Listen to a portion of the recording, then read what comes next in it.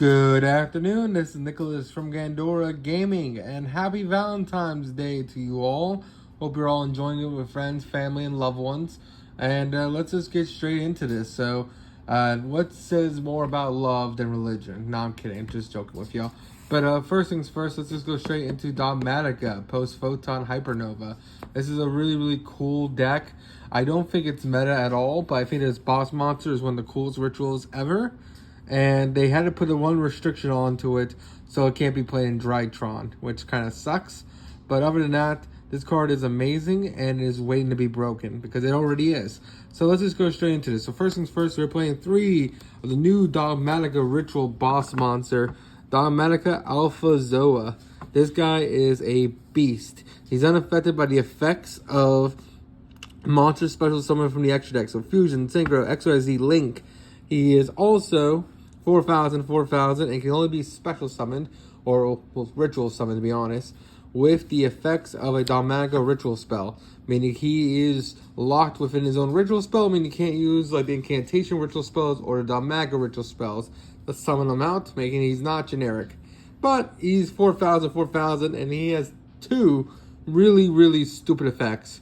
First effect is that, well, it's either or effect. It's really one effect, but basically, during the main phase of your turn, declare one of these effects. Either send, your opponent has a choice. Either send all monsters on the field that are from the extra deck back into the deck, or basically they rip cards out of their extra deck until they have like 7. So it's either rip 7 out of the extra deck in hand, or just send everything from the field to back into the deck. So really powerful monster. It does suck that your opponent decides, so they can also discard cards from hand. So in tier element format, that's bad because you can just send the tier elements from hand, thus triggering them because it's sent by card effect, which really sucks. But overall, since tier element's dead now, we don't have to worry about that. So most likely your opponent's just going to use their extra deck.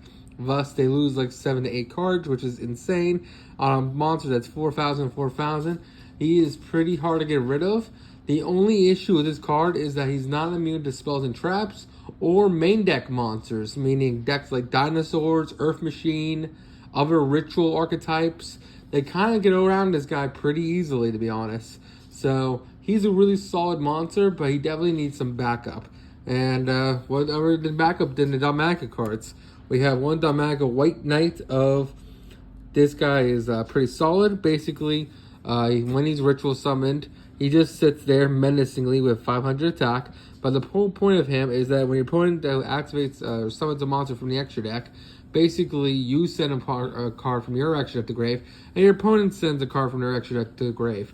Really solid effect in general, and overall a great card. Also has the effect where this card gains attack equal to the combined attack of those monsters sent to grave. So whatever you send, this guy is gaining attack, so he's not a weenie after all. But overall, he's just a solid one of. He's a level 8. He's the original Dogmatika Ritual, so he's a must-have one of the deck. We'll also play 2 Dogmatika White, or White Relic of Dogmatika. This card's solid, just because its stat line's easier to summon. It's a level 4, meaning when we activate our Dogmatika Ritual spells, we can just send Herald of Arclight as the full cost, meaning not only do we get a free ritual summon, but we also get a +1 off the effect of Herald of Arclight, which is pretty good. Or we can send Elder Entity Entis to pop cards. But she does the same thing that he does, where basically when she is summoned, basically target her and another monster on the field.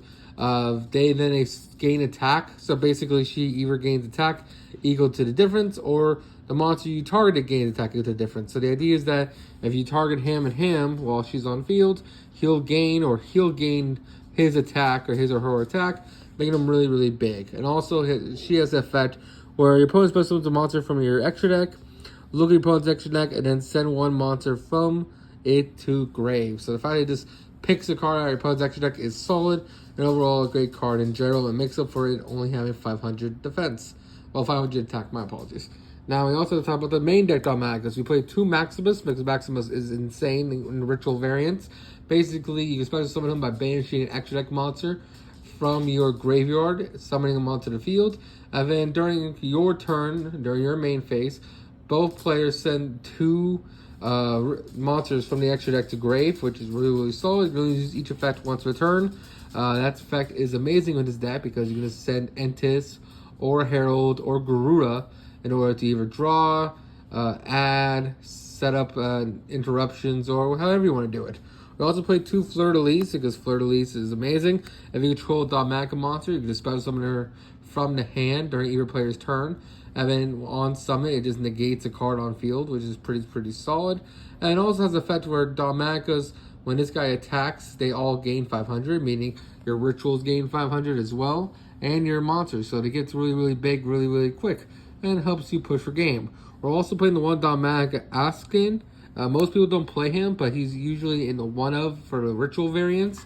Basically, the whole point of him is that if a Fusion, Synchro, XYZ, or Link monster is sent to grave, you just spam them onto the field, and then you can target one Dogmatika card in your graveyard, add it back to hand, which comes up because if they clear out our Zoan or one of our rituals, he just adds back either the ritual spell or monster, which is pretty solid. And then, of course, we gotta talk about 3 Dogmatika Ecclesia the Virtuous. She is a must-have 3 of the deck, and she is the heart and soul of the deck. She is amazing. The fact that on summon, normal or special, she just allows you to add a Dogmatika card from deck to hand is insane. And also, she cannot be destroyed by monsters from the extra deck. I think Maximus says that too. I think they all say that, to be honest. But really solid card in general. And must-have 3 of the deck. We also played 3 Diviner for our last monsters in the deck. Just because on normal summon, Diviner could just send a monster from the extra deck to grave, increase its level, which is pretty solid, helping you allow you to ritual summon. Not to mention, it's a beautiful card, and it helps you get multiple extensions. We also played 3 Dogmatika Matrix for our spells. This card is insane. This is the new spell card that came out in Photon Hypernova. Him and him are insane. But basically, when this card's activated, you just add a Dogmatika ritual monster or ritual spell for your deck to hand. And then if your opponent controls a monster, just add a Dogmatika card from your deck to hand. And then, of course, when you ritual summon, you can just rip a card out of your opponent's extra deck. And it's pretty solid. You get to look at their extra deck and just go, I want this engraved now. Really solid card, and it's a must-have 3 of the deck. Another must-have 3 of pre-branded in the Central Dogmatika. This is what actually wanted me to build this deck, besides, of course, Zoa and this card. When originally Dogmatikas were coming out, this is one of the waves of support they got. I always thought this card was insane. So, basically, if you special summon a ritual monster while this card's on the field, basically you get to look at your opponent's extra deck, and then just send 1 card to the graveyard. And then if you special summon a fusion monster, it has a whole other effect. But that part doesn't matter. The only part is, when you ritual summon while this card's on field, just rip a card out of your opponent's hand. Really solid card in general. So this plus that equals multiple rips from the extra deck. And if your deck depends on the extra deck in order to play, this deck is not going to be good for you. We also played 3 Nadir's Servant. Nadir is amazing. Send 1 monster from your extra deck to grave in order to just add any Dogmatika card from your deck to hand. Really solid card, and is also a must-have 3 of the deck. Really powerful card. It does matter what you send, though, because if it has attack less than or equal to the monster, it can't be special summoned from the extra deck. Really interesting clause there, but really powerful card. Basically just searches any Dogmatika, which is amazing. Now we talk about the ritual spells. You have 2 Dogmatika Calamity.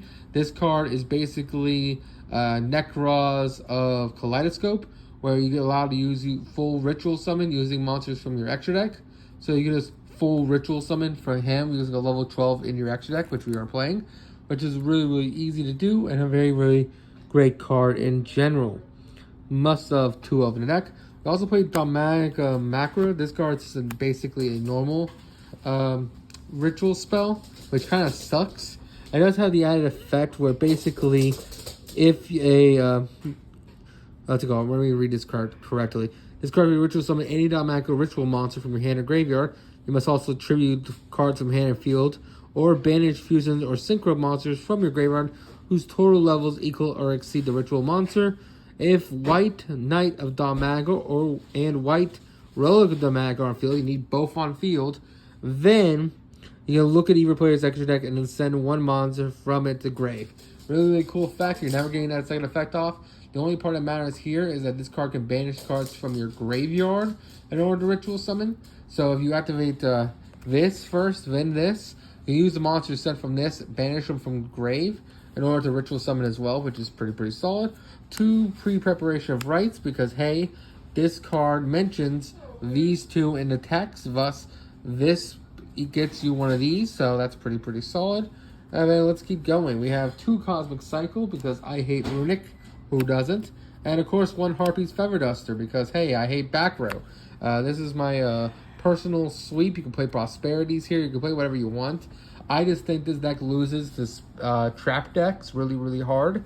Not to mention, what's it called, decks that just don't care about the extra deck. You just need removal sometimes, and this really helps.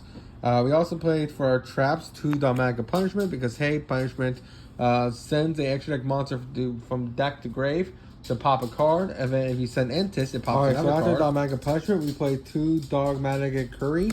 This card is definitely sideable out. I like it though. Basically allows you to ritual summon on your opponent's turn, which is really cool.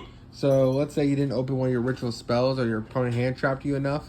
You activate one of these, ritual summon one of these guys on your opponent's turn, and then just hurt them even more. And then of course it has a graveyard effect where it discards in graveyard, you can banish it, target 2 Dogmatika with different levels in grave, add 1 from your deck to hand, and place the other on the bottom of the deck, which is pretty solid. And then finally 1 Schism, because hey, we can make Wind in this deck really easy, and we're going to Shaddoll lock our opponents very easy in this deck. So I hope you all enjoyed the main deck. Let's go over the extra deck. Alright, so it's time to go over the extra deck. This really isn't that big of a deal. When it comes to ritual decks, they really don't really care about the extra deck unless you're Dogmatika. But let's just go straight into this. So first things first, we're playing 2 Tycanalad, the Ash Dragon. Basically, when this card is sent to graveyard during the end phase, special summon a Fallen Albaz or Dogmatika from your deck onto the field, which is pretty solid. We play the 1 Winda because we can summon it off Akalone and the Schism that we play in deck. I'm playing 2 Akalone just because Akalone shuffles back whatever, so they kill the Winda. You can use the second Akalone to shuffle back the Winda, and then do it again one more time just in case. We play 3 Entis because Entis is an amazing removal. 3 Herald of Arclight because hey, Arclight's great searching. We play 2 Vanillas basically. We're just playing these because they're level 12, allowing us to complete the ritual summon for our big new boss monster, Zoa. And we can just use this as a full tribute, which is pretty solid. 1 Cross Sheep because we can use the ritual effect in order to draw 2, discard 1, which is pretty solid. I think this is probably one of the best effects. Oh, discard 2, my apologies. Draw 2, discard 2. Probably one of the better effects on Cross Sheep besides fusions. And then, of course, 1 Dino because, hey, he's a new ritual link monster that's generic. That basically says, hey, he requires a ritual to make him, but you can just reborn any ritual from your graveyard that was properly summoned onto the field. I've seen some decks playing the Dark Magician of Chaos in order to just kind of lock your opponent out of the game. I personally isn't playing that build, but if you can, you can. So it's up to you. But that's it for the extra deck. Hope you all enjoy. I'll see you all on the next one.